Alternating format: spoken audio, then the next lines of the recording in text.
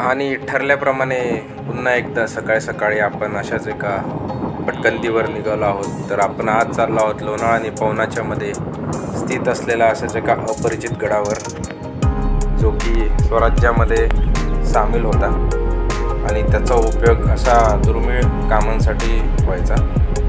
तर चला, हा प्रवास चालू राहणार आहे आणि आपण जात आहोत निसर्गाच्या सानिध्यात दडलेल्या एका सुंदर अशा गडावर।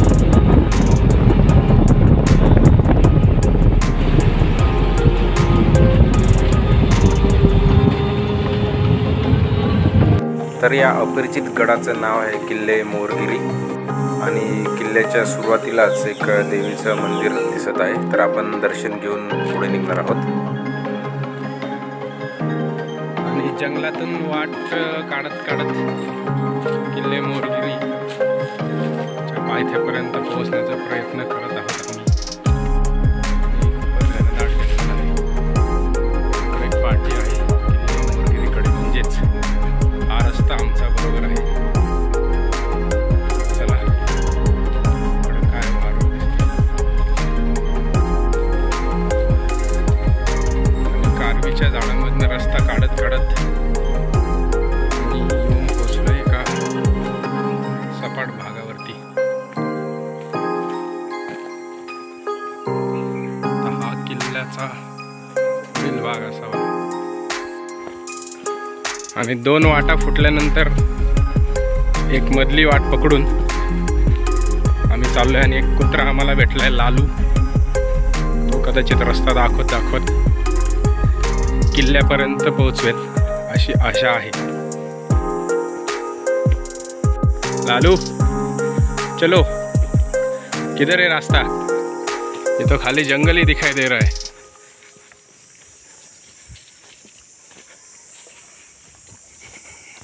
ही दुसरी खून दिसते आणि याचा वापर करून आपण परत हा रस्ता कंटिन्यू करतोय। सह्याद्रीच्या कुशीत तुम्ही कधीही जाता तेव्हा एक गोष्ट विशेष लक्षात घेण्यासारखी असते, ती की एवढा उन्हाळा चालू असताना ही हिरव्याने नटलेली जी झाडी आहेत ती झाडे आपल्याला थोडासा थंडावा देत आहेत आणि त्यामुळे आपला पुढचा जो प्रवास होणार आहे तो थोडासा सुकर होईल। तर आपण ह्या झाडांच्या सावलीमधनं पुढे कंटिन्यू करूयात आणि बघूयात पुढे काय मिळतंय ते। आणि ह्या अशा किर्र अंधारामध्ये किर्र झाडीतून रस्ता काढणं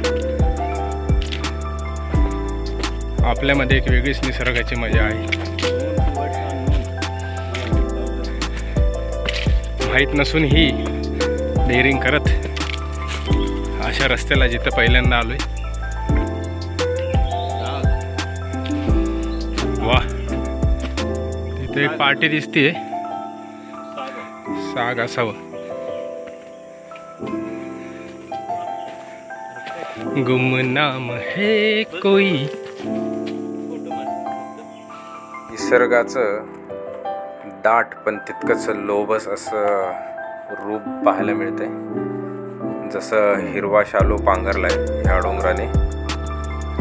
आणि मोरीगडाच्या एका मध्याच्या टप्प्यावर पोहोचल्यानंतर थोडीशी चढाई वाढताना दिसत आहे आणि उन्हाळा असल्या कारणाने माती थोडीशी ठिसूळ झाल्यामुळे पाय टाकताना घसरण्याची शक्यता आहे।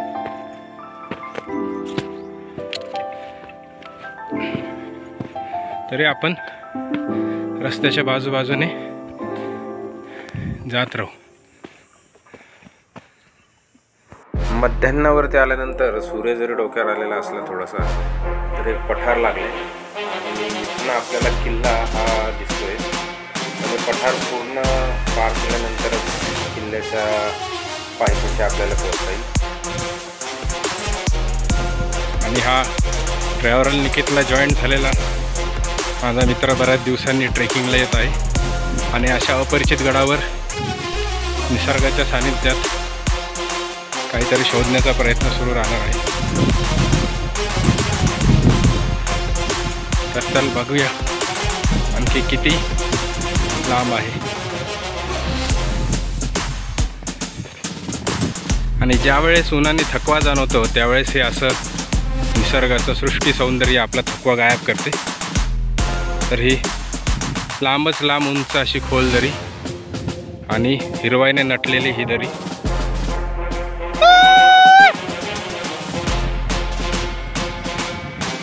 आणि एक पुढचा दुसरा टप्प्याची सुरुवात कदाचित इथनंच रस्ता असावा, कारण पूर्ण गडावरती आम्हा दोघांव्यतिरिक्त आणि लालू व्यतिरिक्त कुणीच नाही आहे. त्यामुळं रस्ता शोधत शोधत जाणे हा एकमेव पर्याय आपल्याकडे उरलेला. तर चला बघूया. ज्यावेळेस तुम्हाला रस्ता माहीत नाही त्यावेळेस तुम्ही निसर्गाची मदत घेऊ शकता. आणि किल्ल्याचं बालेटोक लक्षात ठेवून त्यामुळं हाच रूट पकडूया. इकडनं आत येता येईल कधी पण. जोपर्यंत आत जायचा रोड पॅक होत नाही तोपर्यंत आपण फिरायचं नाही किंवा डिसाईड नाही करायचं.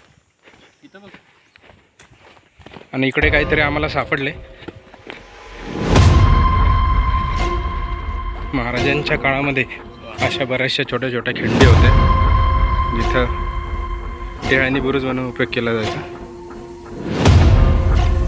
आणि एक निसर्गाच्या सान्निध्यात एक वेगळं झाड सापडलं आणि आम्हाला आमचा मार्ग बरोबर आहे हे कळालं आहे, कारण इथून परत एकदा आम्हाला डायरेक्शन दिसली. तर आम्ही थोडासा ब्रेक घेऊन 5 मिनिटात परत पुढचा प्रवास सुरू करत आहोत. आणि जेव्हा तुम्ही अशा काही अपरिचित गडांवरती येता त्यावेळेस प्रत्येक वेळेस आपल्याला एनर्जी सोर्स म्हणून लिंबू सरबत किंवा आणखी काय मिळेल याची शक्यता खूप कमी असते. त्यामुळं नेहमी लक्षात ठेवा, सोबत एक लिंबू आणि त्यासाठी लागणारं साहित्य आम्ही सोबत घेऊन आलो आहे. तर आम्ही इथं निसर्गाच्या सानिध्यात लिंबू सरबत पिऊन पुढचा प्रवास सुरू करत आहोत. आणि निसर्गाची हीच एक खासियत असते की तुम्ही एवढ्या घनदाट उन्हाळ्यामध्ये सुद्धा इथं आपल्याला एक पाण्याचा छोटासा झरा दिसतो. आणि हा लालू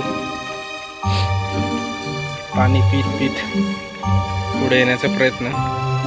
आपल्याकडे तरी पाण्याची बॉटल आहे, पण या मुक जनावरांकडे पाणी पिण्याचा हा एकमेव साधन आहे. तुम्ही बघू शकता हा जो जंगलाचा पॅच आहे, या जंगलाच्या पॅचमधनं इथनं कुठंतरी पाण्याचा झरा दिसतो. वरनं बहुतेक पाणी येत असावं. तर चला आणखी काय काय मिळतं बघूया. आणि रस्ता चुकलोय असं वाटत असतानाच पुन्हा एकदा जे गडप्रेमी आहेत शिवरायांचे मावळे त्यांनी आपल्याला एक पाटी इथे दाखवली, किल्ले मोरगिरी. त्यामुळे आपला हा रस्ता जंगलातलाही असे ना पण बरोबर आहे.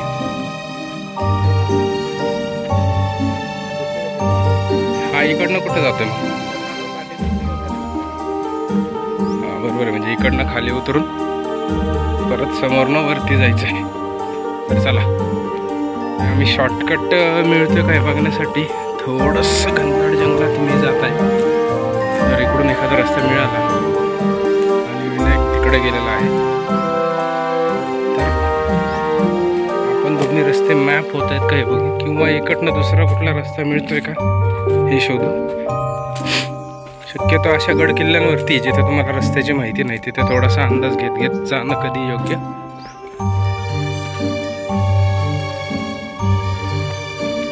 जंगलातील वाटांची एक आपलीच वेगळी मजा असते.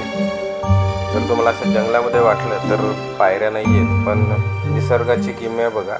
जी मुळं गेली आहेत इथनं मातीच्या खालनं तर त्याच्या पायऱ्या बनल्यात आणि आपल्याला असाच रस्ता कंटिन्यू ठेवत पुढं चालत राहायचं. आणि एवढं घनदाट जंगल मी खूप दिवसांनी बघतोय. उन्हाळ्यातही त्याची घनता कमी झाली नाही. रस्ता बरोबरच आहे हे समजतंय, कारण बाले किल्ल्याचं टोक इथनं दिसतंय आणि करवंदाची जाळी कुठं दिसते काय बघण्याच्या शोधामध्ये आम्ही होतो. पण असो, पुढे लागतीलच आम्हाला. तर असा रस्ता आणखीच चढाईचा होत चाललाय.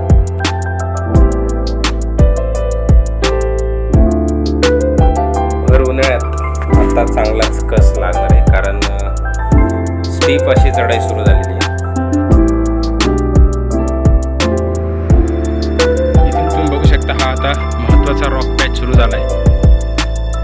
याला दोरीने क्लाइंब करत वर जायचंय. तर आपण आता इथनं वर चढूयात आणि हा किल्ला जवळपास सर झालेला आहे. आजूबाजूला तुम्ही सौंदर्य बघू शकता. जय शिवराय.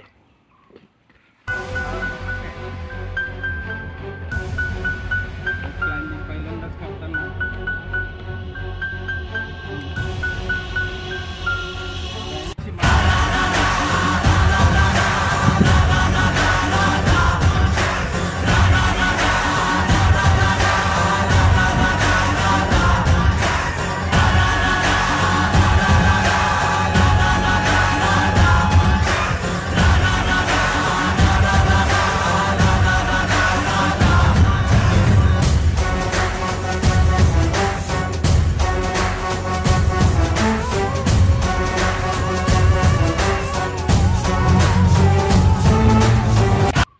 पॅच दोरखंडाच्या साहाय्याने सर झालेला आहे. वर चढल्यानंतर कळालं की ह्या पूर्ण किल्ल्याला आपण वळसा घालून ऑलमोस्ट खाली उतरतोय.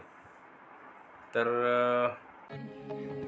वरती किल्ल्यावर जाऊन आल्यानंतर हा जो मगाचा पॅच होता दोरखंडाने, त्यासाठी एक निंजा टेक्निक वापरण्यात येत आहे. कारण दोरखंडाने खाली येताना तुमचं बॉडी वेट सांभाळत यावं लागतं. तर तुम्ही असं पूर्ण बॉडी मागे रेस्ट करून ह्या पायऱ्यांवरती दगडावर व्यवस्थित पाय ठेवून मला अंदाज घेत चालायचे. त्यासाठी तुमचे शूजला ग्रीप असणं गरजेचं आहे. तर सगळ्या छोट्या छोट्या गोष्टींचा अंदाज ठेवा आणि त्याप्रमाणे खाली उतरण्याचा प्रयत्न करा. आणि आपापला कॅमेरामॅन सुद्धा बरोबर आणा. आणि ह्या केसमध्ये तुम्हाला कॅमेरामॅन लागू शकतो किंवा तुमच्याकडे गोप्रो असेल स्टिक्स आहेत.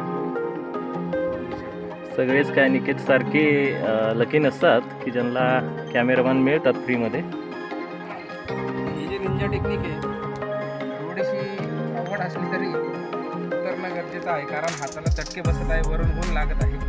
आणि छत्रपती शिवाजी महाराजांचं नाव घेतल्यामुळे मी माझ्या आयुष्यातील पहिल्यांदा दोरखंडाने वरती किल्ला सर केलेला आहे.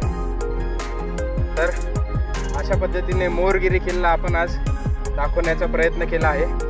तरी तुम्ही या किल्ल्याकडे येऊ शकता आणि भेटूयात नेक्स्ट टाइम. Bye bye.